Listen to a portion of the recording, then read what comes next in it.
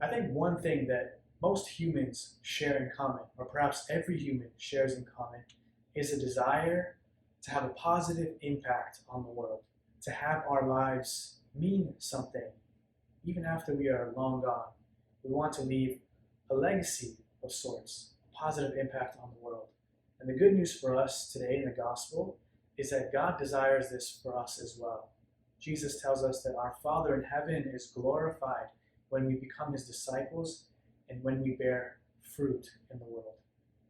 The only problem is sometimes our ways of leaving an impact on the world are different than the way God desires us to do this. For example, our world tells us that we must act of our own strength. We must try to seize power. We must try to bear fruit on our own. But this is not how God asks us to do it. Jesus tells us we only have to do one thing in order to bear fruit in this world. And it's very simple. He tells us we must abide in him in order to bear fruit.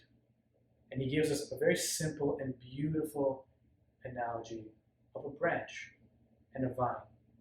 And it's very simple. We've seen branches on the sidewalk, on the park, and apart from a vine, apart from a tree, they're dead. They're of no use.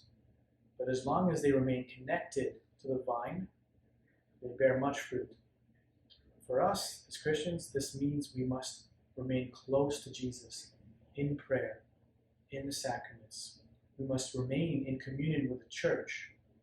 And when we do that, his life, his strength, his grace flows within us, and then we bear fruit in this world, fruit that will last. We see this in the lives of the saints. How many of us are still impacted by their wonderful lives, by their stories? How many schools and buildings are named after God's holy ones? St. Francis of Assisi Elementary School or Mother Teresa High School, for example. We see that God's saints bear fruit that will last, even hundreds and hundreds or thousands of years after they have lived. So brothers and sisters, even when you face failure, even when you come face to face with your own weaknesses, do not be discouraged. You will bear fruit as long as you remain close to Christ, who is the source of all fruitfulness in this world.